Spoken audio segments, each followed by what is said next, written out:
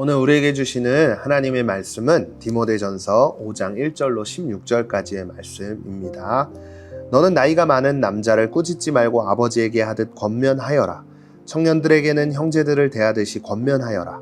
나이 많은 여자들에게는 어머니를 대하듯이 권면하고 젊은 여자들에게는 자매를 대하듯이 오직 순수함으로 권면하여라. 참 과부인 과부를 존대하여라. 그러나 어떤 과부에게 자녀나 손자가 있다면 그들로 하여금 먼저 자기 집에서 신앙적 의무를 다하는 것과 부모에게 보답하는 것을 배우게 하여라. 이것이 하나님께서 원하시는 일이다.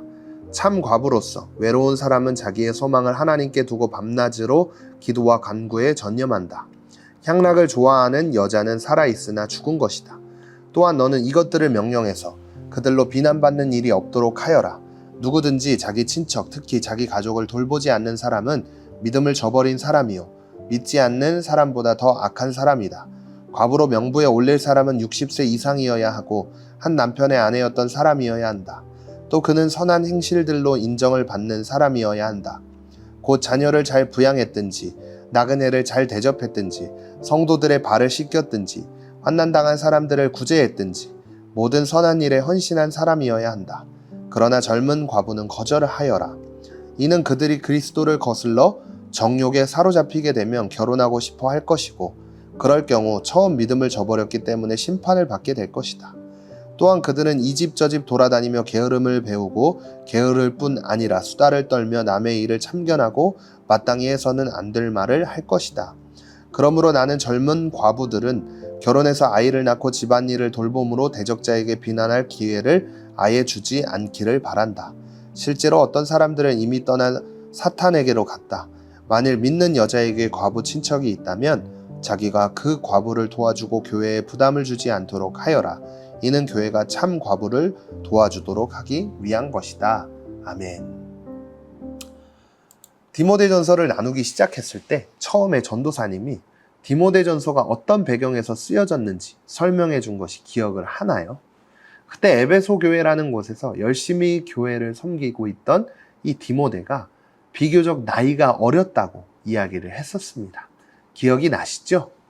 그래서 바울은 어린 디모데에게 교회를 이렇게 섬기면 좋겠어 라고 알려주기 위해 이 편지를 쓰기 시작했다고 이야기를 했었는데요. 그 편지가 바로 우리가 함께 나누고 있는 디모데 전서라고도 말했습니다. 오늘 말씀에서는 바울이 디모데에게 교회 안에서 여러 사람들을 어떻게 대해야 하는지 알려주고 있어요. 여러분, 교회에는요, 정말 다양한 사람들이 있어요. 나이가 많은 분들도 있고, 청년 선생님들도 있고, 또 우리처럼 어린 친구들도 있어요. 이렇게 다양한 사람들이 모인 곳이 바로 교회죠. 그래서 바울은 이런 다양한 사람들을 만나야 하는 디모데가 걱정이 되었던 것 같아요. 그래서 오늘 말씀처럼 하나하나 가르쳐 주면서 이 편지를 써 내려갔을 것인데요. 바울은 디모데가 좋은 마음으로, 좋은 리더로 교회를 잘 이끌어 가기를 바랬던 것입니다. 그래서 말씀을 통해 사람들을 어떻게 대해야 하는지 정확하게 이야기를 하는데요. 너는 나이가 많은 남자를 꾸짖지 말고 아버지에게 하듯 권면하여라. 청년들에게는 형제들을 대하듯이 권면하여라.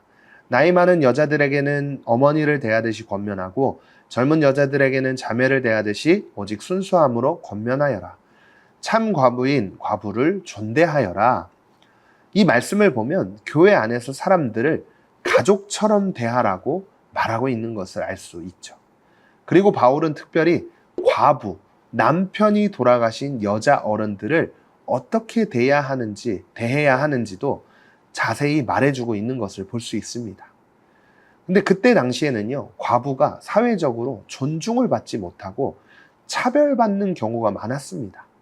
하지만 바울은 교회 안에서는 절대 그러면 안 된다고 이야기하고 있는 것을 볼 수 있는데요.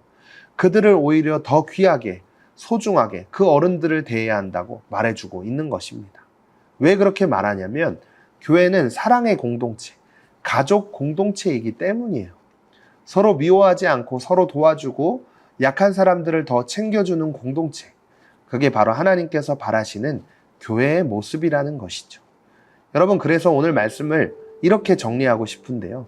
교회는 하나님의 사랑 안에서 하나된 가족이라는 거예요. 서로를 아끼고 다투지 않고 차별하지 않고 함께 하나님 안에서 자라가는 것, 그것이 우리가 살아가야 할 교회의 모습이라는 거예요. 그래서 오늘 하루 우리 반 친구들이 있잖아요. 그 친구들 한 명에게 연락해서 잘 지내? 라고 안부를 물어보면 어떨까요?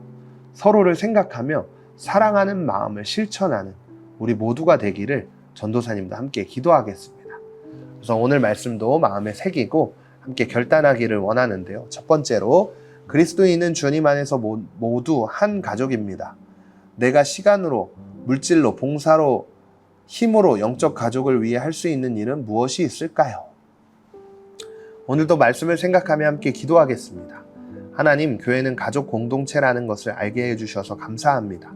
저도 친구들을 따뜻하게 대하고 어른들을 존경하며 약한 사람들을 도와줄 수 있는 마음을 주세요. 항상 사랑을 나눌 수 있는 제가 되기를 원합니다. 성령님 도와주세요. 예수님의 이름으로 기도드립니다. 아멘.